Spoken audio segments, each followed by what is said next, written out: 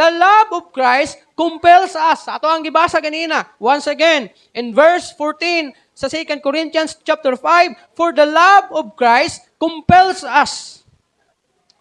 Now, ang gugma ni Hesus Kristo magahatag kini kanimo og motivation diha sa pagtuman, pagsunod. Kung moingon tag motivation, kadasig sa pag-usab sa imong kinabuhi, kadasig sa pagtuman o pagsunod.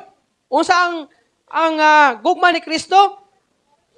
Ang gugma ni Hesus Kristo motivates obedience.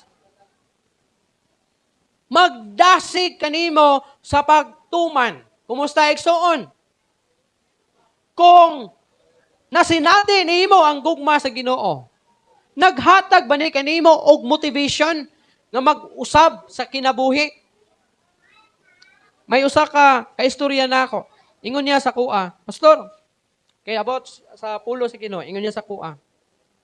Nato siya gisulti sa kuha, ingon niya, kuang ka pastor no, kanang dividing the words. Tama ba? Dividing by the words.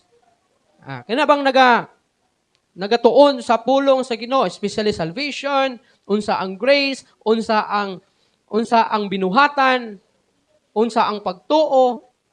Now, tungod kay daghan na mga Kristohanon, wala man gud ba kasabot niini? Na ako'y na-istorya sa una, pariente, masuguton nila. Kaya ni, klarong kapag ka-istorya, pariente to nilang, mas bambam. Nato to dre. Di ay. Suon siguro to niya. Bago pa ko ato dre nga time.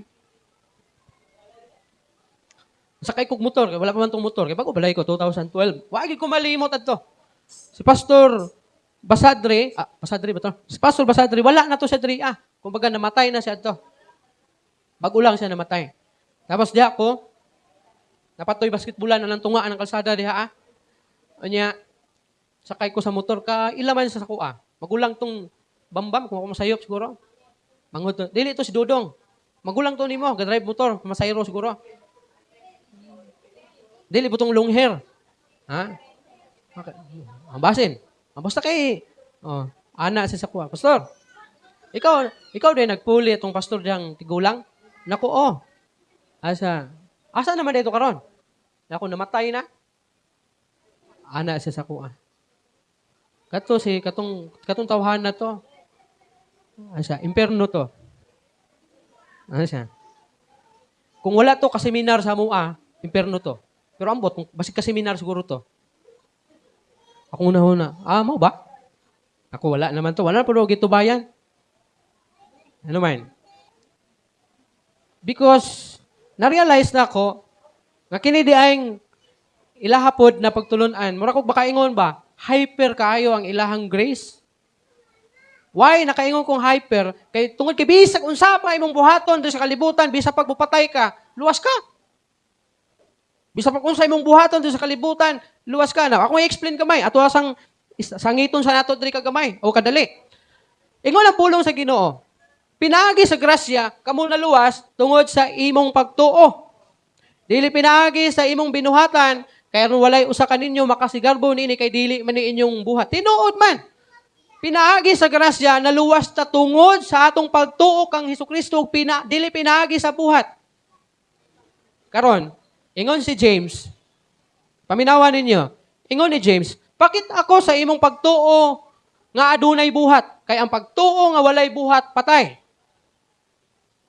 So ang gigamit po sa uban nga kinahanglan gyud nga ang ubang argumento kinahanglan nimo ang pagtuo og buhat. Faith plus works equals salvation. Dili na. By faith alone, luwas ka na. Pero dili ko muuyon, labisang magpabuyag ka, luwas ka nga naman. Kaya ingon man si James nga ang pagtuo nga walay buhat patay. Subot pa sabot, by faith alone lang luwas ka na. Ang good works, bunga to sa imong kaluwasan. Karon kung mayon ka, bisan ug magpakasala pa ka, bisan pag maglunang pa ka sa kadautan, bisan mubalik ka sa kalibutan, luwas lang gyapon ka. Di pud kumuuyon ana. Why? Kana nga klase nga pagtuo, tatanaw nimo buhi o patay?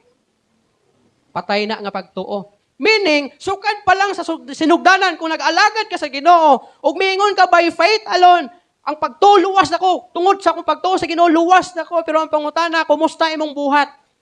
O pangutan-on ta ka kanabang imong pagtuo sa Ginoo buhi o patay?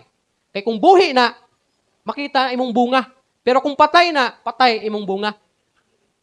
Tinuod man dili mawala ang kaluwasan tungod sa pagtuo sa Ginoo. Di gina mawala. Pero basig patay na kung walay bunga. Kay ingon si James, patay ang pagtuo nga walay buhat. Mao na kung magpadayon ka sa paglunang sa pagpakasala, hinuklugi gyud igsuon o hunahunaa kung kanabang pagtuo nimo nga giingon nimong nakaluwas nimo, buhi ba na o patay?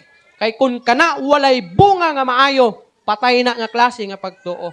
Mao na importante gyapon, bisag pinaagi sa pagtuo ikaw na luwas, pero kinahanglan ingon ni James kung basa ingon ni Paul sa verse 10 sa chapter 2 sa Episo, ingon niya nga kinahanglan nimong mupadayon sa pagbuhat ug maayo nga maoy katuyuan ni Jesucristo.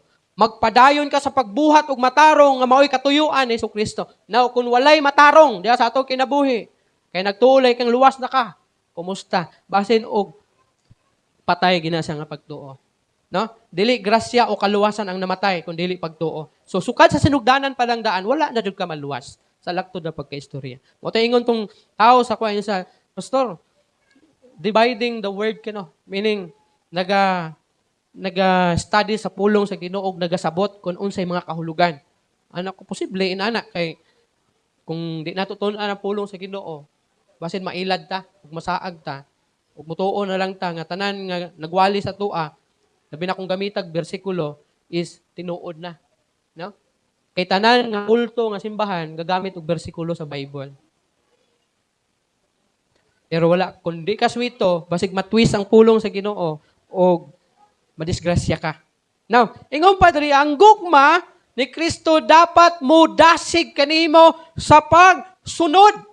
Now, kung nakasinati ka sa gugma ni Jesucristo, dapat may kausaban ang imong kinabuhi. May kabag-uhan ang imong kinabuhi. Dapat ikaw mutuman sa mga butang o sa mga sugo na makahimaya kang Ginoong Jesucristo. Ano man? Love, not fear. Ano sa daw? Ang gugma, yung pa, love, not fear drives Christian living. Ang gugma og dili kahadlok ang magdala kanimo og magtulak kanimo diha sa Kristohanong pagkinabuhi. Now it is because of the love of God, not fear. Dili tungod sa kahadlok. Ano man? Because fear pushes from behind, but love pulls from the front. Kana bitong asa may mas ganahan ka? Kanang itulak ka o guyuron ka? Ha? Kanang maglakaw bitaw mo niya. Gadali bitaw na itulak ka? Dali diha, di ba maglagot ka kay inulak sa likod nimo? Pero kung naay ga-hold sa imong kamot o gibira ka, giguyod ka gyana. Mas nindot nang inana. Inana ang gugma sa Ginoo. Ha? Inana ang gugma sa Ginoo. Nga magguyod kanimo, which is magdala kanimo sa pag-obey. Dili itong magtulak kanimo kay posible na pugos ka. Kaya bitong kinsay gusto diya mo kanta niya, itulak bito ka. Hindi muka ana ora galit imong kamot Kaya bitaw sa eskwelahan na mahitabo na. Binuang kasi imong classmate. Kinsay moingon naipansiran sa teacher. Kinsay gusto mo answer ani kini gisulat sa board. Kalito rag alsa imong kamot. Di ba kita ani teacher? Kuan, iman. Ana, di. Ma'am, si kuan man to, ma'am. Binuangan mo kuan to, di ba? Pero kung gahol sa imo to obey, mas lami na siya kaysa itulak-tulak ka. Unta, kita, nga gihold ka sa gugma sa Ginoo, magsunod kita og mahimo kining motivation nato na magkinabuhi ingon nga Kristohanon.